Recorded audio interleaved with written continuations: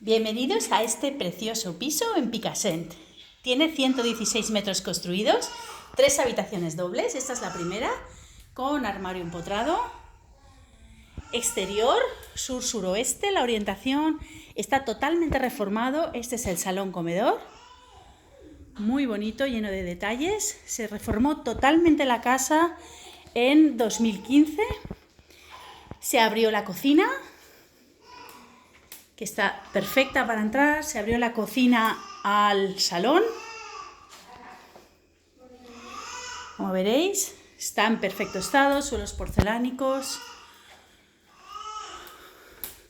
Aquí hay un armario empotrado, el baño completo, que tiene tanto ducha como bañera semirredonda,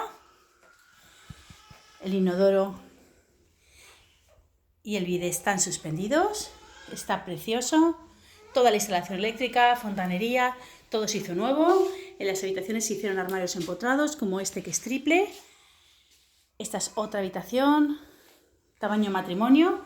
Y ya por último, la tercera habitación, que es la de matrimonio, con la cunita que tienen niños, y está preciosa. Y ahora os voy a enseñar la planta de arriba, que es una terraza compartida. Se dividió entre los dos vecinos de la finca y se hicieron individuales, donde se construyó otra habitación más con una preciosa terraza con barbacoa. Vamos a subir. Está independiente y es individual. Se entra por una puerta propia, que es esta, porque esta es la del vecino, está separada. Aquí arriba está preparado para montar una cocina y un cuarto de baño. Tiene todas las tuberías y todo lo necesario para poder incluso construir un loft. Y esta preciosísima terraza,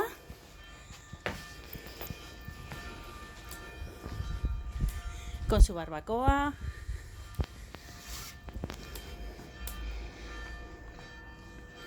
y las plantas que tiene. Pues será un placer enseñárosla. Muchas gracias.